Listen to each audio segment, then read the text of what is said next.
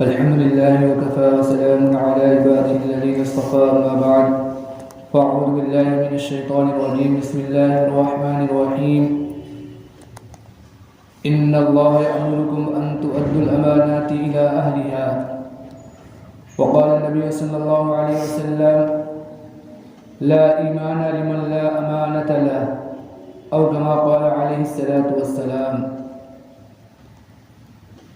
میرے محترم بزرگوں اور دوستو، پچھلے جمعے کو آپ حضرات کے سامنے امانت سے متعلق کچھ باتیں بیان کی گئی تھیں اور بہت ساری باتیں رہ گئی تھیں، اس لیے آج بھی اس جمعے کو آپ حضرات کے سامنے امانت سے متعلق باتیں بیان کرنے کی کوشش کروں گا۔ اللہ رب العزت سے دعا کریں کہ اللہ تعالیٰ صحیح بات کہنے کی اور ہم سب کو کہنے سننے سے زیادہ عمل کرنے کی توفیق عطا فرمائے۔ امانت کے معنی اردو میں آتے ہیں ذمہ داری کے، اور عموماً امانت اس چیز کو کہا جاتا ہے عام طور سے کہ ہم کوئی چیز کسی کے پاس رکھیں کہ یہ چیز میری امانت کے طور پر آپ رکھ لیں، تو جو چیز ہم نے دوسرے کے پاس رکھی ہے اس چیز کو ہم کیا کہتے ہیں؟ امانت کہتے ہیں۔ اور جس کے پاس کوئی چیز امانت کے طور پر رکھی جائے تو وہ شخص امین کہلاتا ہے۔ اب امین کے لیے 4 چیزوں کا اہتمام کرنا لازم ہے۔ سب سے پہلی بات تو یہ ہے کہ وہ اس چیز کی اچھی طرح حفاظت کرے کہ ایسی جگہ نہ رکھے کہ وہ چیز ضائع ہو جائے یا چور چوری کر کے لے جائے۔ اور دوسری چیز یہ ہے کہ اس کے اندر تصرف نہ کرے۔ کسی نے کوئی کپڑا رکھا اور جس کے پاس رکھا گیا تو اس نے یہ سوچ کر استعمال کر لیا کہ جب آدمی مانگنے آئے گا تو دھو کر صاف ستھرا کر کے اس کو دے دوں گا، تو اس طرح بھی نہ ہونا چاہیے، اس طرح کا تصرف بھی نہ کرے۔ اور تیسری یہ چیز ہے کہ امانت کی چیز کے اندر کوئی کمی نہ کرے۔ کسی نے ہمارے پاس 1000 روپے رکھے، جب وہ شخص جس نے رکھے وہ ہم سے مانگے تو ہم اس کو 1000 روپے ہی واپس کریں، 900 روپے واپس نہ کریں۔ یہ نہ کہیں کہ ہمیں 900 روپے رکھ لو، 100 روپے مجھے نہیں معلوم کیا ہوئے، تو اس طرح کی کمی بھی نہ کریں امانت کے اندر۔ اور چوتھی چیز یہ ہے کہ جب بھی آدمی مالک، جو چیز کا مالک ہے، جس کی چیز ہے وہ مانگے تو بغیر کسی ٹال مٹول کے اس کو وہ چیز اس کی واپس کر دی جائے۔ اگر یہ 4 چیزوں کا امین جو اہتمام کرے گا تو وہ شخص امانت دار کہلائے گا، اور اگر ان 4 چیزوں میں سے کسی ایک چیز کے اندر کمی کرے گا تو وہ امانت دار نہیں کہلائے گا بلکہ خائن، خیانت کرنے والا کہلائے گا۔ اسی طرح امانت کے اندر یہ بات بھی داخل ہے کہ ہم نے جو کوئی چیز کسی سے اپنی ضرورت کو پورا کرنے کے لیے کوئی چیز کسی سے مانگ لی، ہمیں کوئی چیز کی ضرورت تھی، ہم نے کسی سے وہ چیز مانگ لی، تو اب ہمارے ذمہ لازم اور ضروری ہے کہ ہم اس چیز کی حفاظت کریں کہ کوئی وہ چیز ضائع نہ ہونے پائے، کوئی دوسرا اس کو چوری کر کے نہ لے کر جائے۔ اور یہ بھی بات ہمارے ذمہ لازم اور ضروری ہے کہ اس کے اندر اس طرح کا کوئی تصرف نہ کرے کہ اس کے اندر کوئی نقصان ہو۔ اور جب کام پورا ہو جائے تو اس کا جو مالک ہے اس کو وہ چیز واپس کر دی جائے اور اس کا شکریہ ادا کرا جائے، یا اگر مالک لینے آ گیا تو اس کو جو وہ چیز اس کی واپس کر دی جائے، کوئی ٹال مٹول نہ کی جائے۔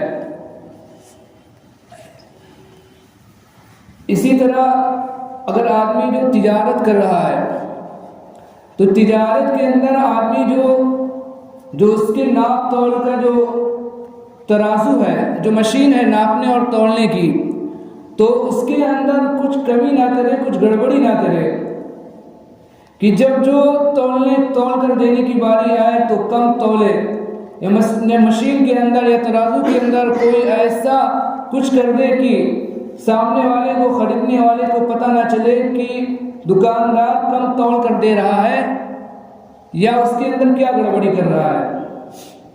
اس لیے کہ اگر کوئی شخص اپنے گراہک کو، خریدار کو کوئی چیز کم کر کے تول کر دیتا ہے تو ایسا شخص بھی خیانت کرنے والا کہا جاتا ہے، ایسا شخص بھی خائن ہے۔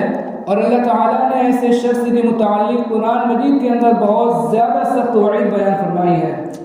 اللہ تعالیٰ نے قرآن مجید کے اندر ارشاد فرمایا وَيْلٌ لِّلْمُطَفِّفِينَ، ہلاکت ہے ناپ اور تول کے اندر کمی کرنے والوں کے لیے۔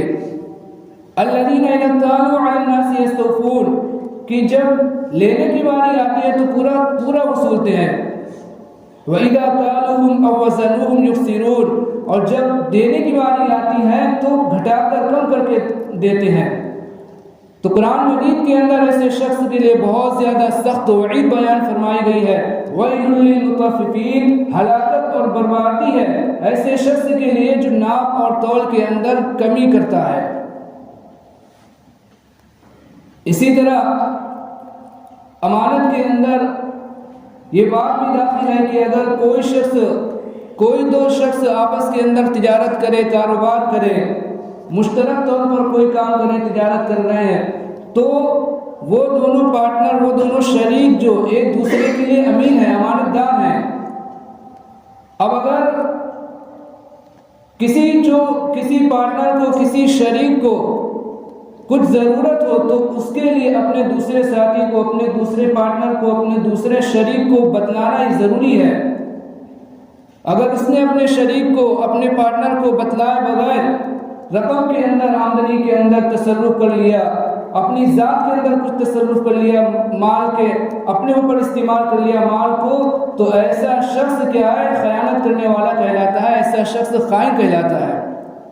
اس لیے کہ جب دونوں نے آپس میں مل کر کوئی کاروبار شروع کیا ہے تو وہ دونوں آپس میں ایک دوسرے کے امین ہیں۔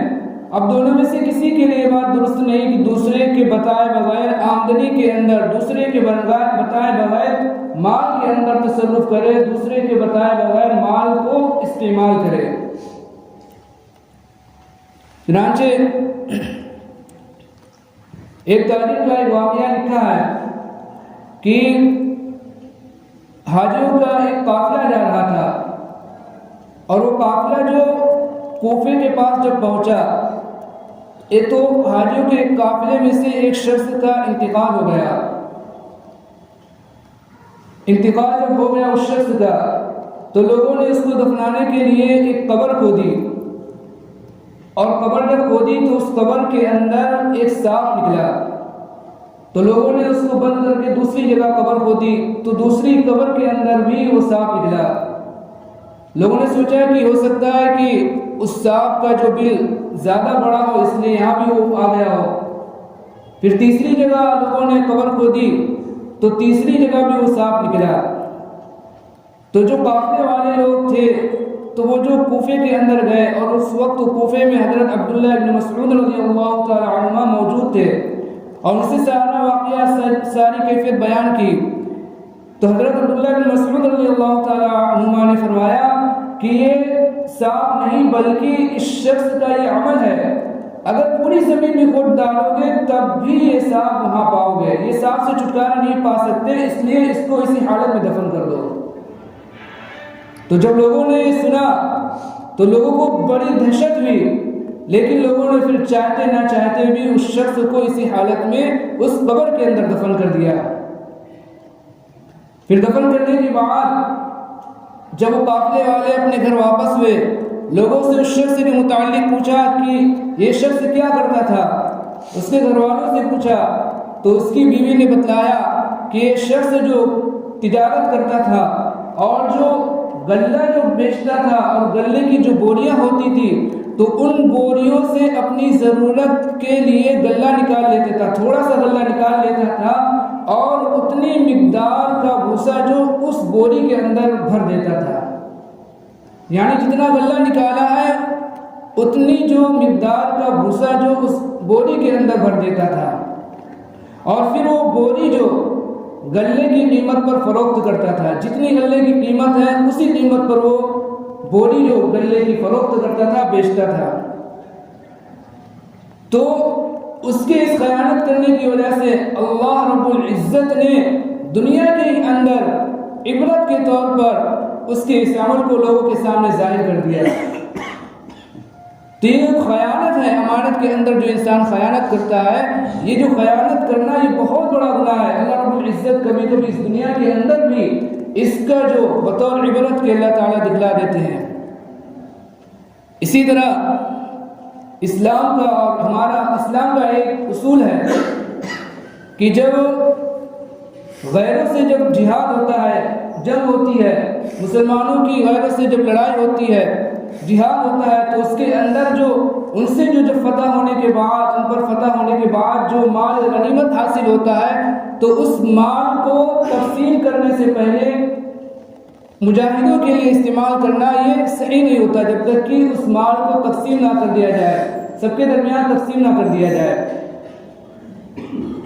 اور اگر کوئی جو تقسیم کرنے سے پہلے ہی اس مال کو استعمال کر لے تو ایسے شخص کو مال غنیمت کے اندر خیانت کرنے والا کہا جاتا ہے. تو ایک واقعہ ہے کہ حضور پاک صلی اللہ علیہ وسلم خیبر میں جب خیبر فتح ہو گیا تو حضور پاک صلی اللہ علیہ وسلم کے ایک خادم تھے جو حضور پاک صلی اللہ علیہ وسلم کے سواری کا جو کجاوا تھا وہ کس رہے تھے. اچانک سے ایک تیر آیا اور ان کے لگا اور وہ وہیں فوت ہو گئے. صحابہ نے جب دیکھا کہ وہ فوت ہو گئے تو صحابہ نے کہا کہ ان کو شہادت مبارک ہو، شہادت ان کو مبارک ہو. جب حضور پاک صلی اللہ علیہ وسلم نے سنا تو آپ صلی اللہ علیہ وسلم نے فرمایا کہ قسم ہے اس ذات کی جس کے قبضے میں میری جان ہے کہ انہوں نے جو مال غنیمت کی تقسیم کرنے سے پہلے ایک چھوٹی سی چادر جو لے لی تھی، میں دیکھ رہا ہوں کہ وہ چھوٹی سی چادر ان کے اوپر جو آگ بن کر دہک رہی ہے. تو ایک چھوٹی سی چادر انسان نے بغیر تقسیم کرنے سے پہلے لے لی تو وہ چھوٹی سی چادر اس کے اوپر آگ بن کر دہک رہی تھی. حضور پاک صلی اللہ علیہ وسلم نے فرمایا. اسی طرح امانت کے اندر یہ چیز بھی داخل ہے کہ جب والدین میں سے کسی ایک کا انتقال ہو جائے، مثال کے طور پر باپ کا انتقال ہو گیا اور باپ نے جو اپنی جو ملکیت کے اندر باپ نے جو مال دولت چھوڑی، جائیداد چھوڑی، روپیہ پیسہ چھوڑا ہے، تو اب امانت کے اندر یہ بات داخل ہے کہ جس طرح اس مال کے اندر، اس جائیداد کے اندر، اس روپیے پیسے کے اندر جو لڑکے اپنا حصہ لگا رہے ہیں، اسی طرح لڑکیوں کا حصہ بھی لگانا یہ بھی ضروری ہے، یہ بھی امانت کے اندر داخل ہے. اگر کسی شخص نے صرف اور صرف لڑکوں کا حصہ لگایا اور لڑکیوں کو، بہنوں کو محروم کر دیا تو ایسے لوگ خیانت کرنے والے کہلاتے ہیں، ایسے لوگ خائن کہلاتے ہیں. جب ہم اور آپ لوگوں کو ان کا حقوق دیں گے، جو ہمارے اوپر حق ہے، جب ہم لوگوں کو ان کا حق ادا کریں گے، ان کو حق دیں گے تو آپس کے اندر محبتیں پیدا ہوں گی، آپس کے اندر الفت پیدا ہوگی، ایک دوسرے کے لیے خیر خواہی پیدا ہوگی، ایک دوسرے کے لیے ہمدردی پیدا ہوگی. لیکن اگر ہم نے جو ہمارے اوپر دوسروں کا حق ہے، ہم نے جو ان کو حق نہیں دیا تو پھر دوریاں پیدا ہوں گی. ہم ایک دوسرے کا منہ چہرہ دیکھنا تک گوارا نہیں کریں گے. اگر کسی کے یہاں کوئی مصیبت ہوگی تو وہاں جانا تک گوارا نہیں کریں گے. یہ کس بنا پر ہوتا ہے؟ یہ اس بنا پر ہوتا ہے کہ ہمارے اوپر جو دوسرے کا حق ہے، ہمارے اوپر جو حق بنتا ہے وہ ہم نے حق نہیں دیا، اس لیے نا اتفاقیاں، اس لیے نفرتیں، یہ عداوتیں پیدا ہو گئی. اسی طرح اللہ رب العزت نے ہمیں اور آپ کو بہت ساری نعمتوں سے نوازا ہے. اللہ تعالیٰ نے ہمیں اور آپ کو یہ آنکھیں دی دیکھنے کے لیے، یہ بھی اللہ تعالیٰ کی بڑی نعمت ہے. کان سننے کے لیے دیے، اللہ تعالیٰ نے زبان دی، اللہ تعالیٰ نے ہاتھ دیے، اللہ تعالیٰ نے چلنے کے لیے پیر دیے، اللہ تعالیٰ نے دل و دماغ دیا. اللہ تعالیٰ نے نہ جانے اللہ تعالیٰ نے کتنی بڑی بڑی نعمتیں ہمیں اور آپ کو دی ہیں. یہ جو اللہ تعالیٰ نے یہ نعمتیں دی ہیں، آپ کا ناک، زبان، دل و دماغ، ہمیں جو اللہ تعالیٰ نے جسم دیا ہے، یا اور بھی اللہ تعالیٰ نے جو ہمیں اور آپ کو نعمتیں دی ہیں، یہ اللہ تعالیٰ کی امانت ہے. یہ سب اللہ تعالیٰ کی امانتیں ہیں. اور جب یہ امانت ہے تو اللہ تعالیٰ نے جس طرح ان کو استعمال کرنے کے لیے کہا ہے، اس طرح ہمیں اور آپ کو استعمال کرنا ہے. اگر ہم نے جو اللہ تعالیٰ کے بتلائے طریقے کے مطابق استعمال کیا تو ہم امانت دار کہلائیں گے، ہم امین کہلائیں گے۔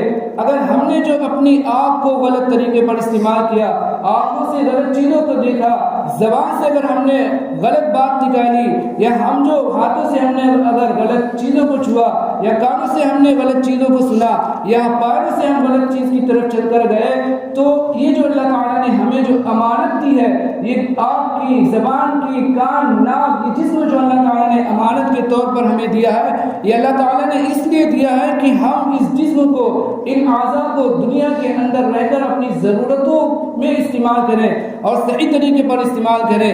اگر ہم نے ان اعضاء کو، اپنی آنکھ، ناک، زبان، جسموں کو اگر صحیح طریقے پر استعمال کیا تو ہم جو امانت دار کہلائیں گے، امین کہلائیں گے۔ اور اگر ہم نے اپنی زبان کو غلط طریقے پر استعمال کیا، زبان سے غلط باتیں نکالی، آنکھوں سے غلط نظاروں کو دیکھا، اگر ہم نے ہاتھوں کو غلط طریقے پر استعمال کیا، پیروں کو غلط چیزوں میں استعمال کیا، تو اللہ تعالیٰ نے جو ہمیں یہ چیزیں امانت کے طور پر دی ہیں، ان امانتوں کے اندر ہم جو خیانت کرنے والے کہلائیں گے، ہم خائن کہلائیں گے۔